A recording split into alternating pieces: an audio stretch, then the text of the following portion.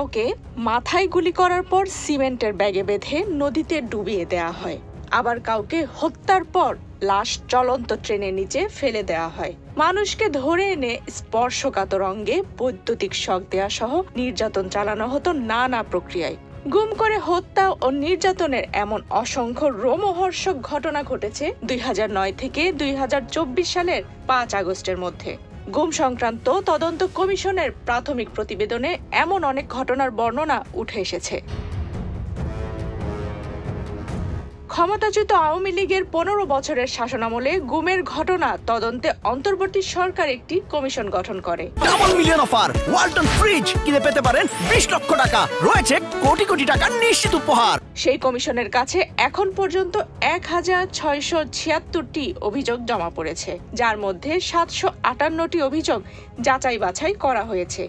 এরই ভিত্তিতে গত 14 ডিসেম্বর আনফোল্ডিং দ্য ট্রুথ শিরোনামে একটি প্রাথমিক প্রতিবেদন প্রধান উপদেষ্টা ডক্টর মোহাম্মদ ইউনূসের কাছে জমা দিয়েছে কমিশন। প্রতিবেদনে গুমের ঘটনায় সাবেক প্রধানমন্ত্রী শেখ হাসিনার সম্পৃক্ততা উঠে এসেছে।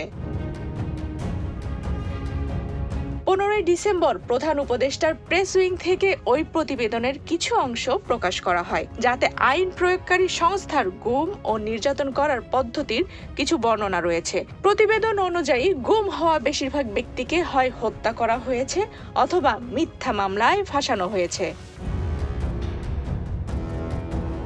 প্রতিবেদন অনুযায়ী কমিশন গুমের পর মেরে ফেলার পদ্ধতি সম্পর্কে যাচাইকৃত বিস্তারিত প্রতিবেদন পেয়েছে, যার মধ্যে একটি কার্যকর পদ্ধতি হলো মাথায় গুলি করা, এরপর লাশ সিমেন্টের ব্যাগ দিয়ে বেঁধে নদীতে ডুবিয়ে দেয়া। র্যাবের কর্মকর্তা, সামরিক কর্মকর্তারা এই পদ্ধতিকে লাশ ডুবিয়ে দেওয়ার আদর্শ পদ্ধতি হিসেবে বর্ণনা করেছেন। হত্যার উপযুক্ত স্থান হিসেবে বুড়িগঙ্গা নদী, শীতলক্ষ্যা নদী এবং পোস্তগোলা সেতুর কাছাকাছি এলাকার উল্লেখ রয়েছে। সুন্দরবনের জলদস্যুদের কাছ থেকে জব্দ করা একটি নৌকার উল্লেখ আছে প্রতিবেদনে, যেটি পোস্তগোলা সেতুর কাছে রাখা হয়েছিল।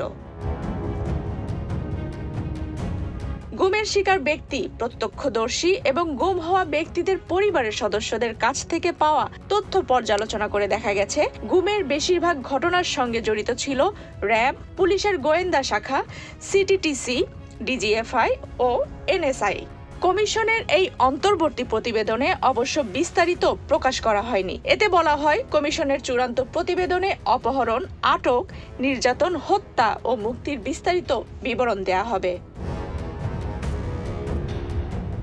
প্রতিবেদনে র্যাবের এক ব্যাটালিয়ন কমান্ডারের অভিজ্ঞতার বর্ণনা দেওয়া হয়েছে। তার বরাতে প্রতিবেদনে বলা হয়, র্যাবের তৎকালীন গোয়েন্দা প্রধান পরিচালিত একটি সেশনের র্যাবের ঢোকার অংশ হিসেবে একটি সেতুতে 2 জনকে হত্যা করা হয়েছে। র্যাবের গোয়েন্দা বিভাগে নিযুক্ত আরেক সৈনিকের বরাতে এতে বলা হয়, এক ভুক্তভোগী নদীতে ঝাঁপিয়ে পড়ে পালিয়ে যাওয়ার চেষ্টা করেন। তাকে নদী থেকে উঠিয়ে আনা হয় এবং পরে ঘটনাস্থলেই হত্যা করা হয়।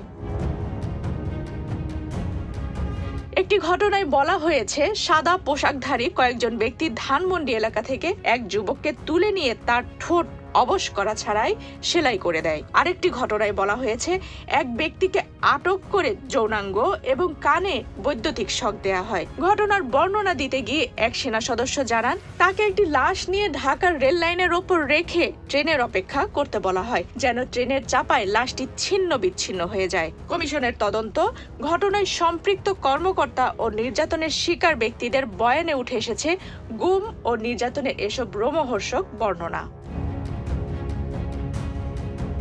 প্রতিবেদনে বলা হয়েছে, কাউকে গুম করার ক্ষেত্রে 2 ধরনের পদ্ধতি ব্যবহার করা হতো। অনেক সময় প্রথমে কাউকে আটক করে নির্যাতন করে অন্যদের নাম আদায় করা হতো, এরপর তাদেরকে ধরে এনে নির্যাতন করা হতো, পরে এদের সবাইকে গুম করে ফেলা হতো।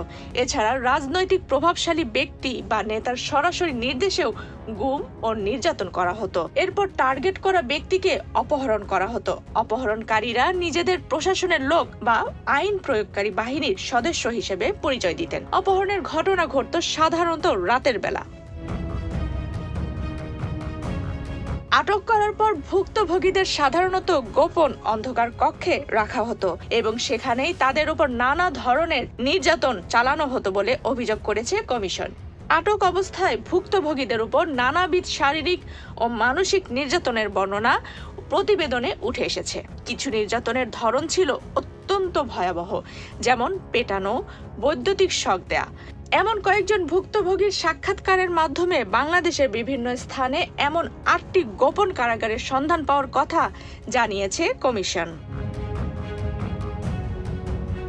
আফসানা রিপা, বাংলাদেশ প্রতিদিন।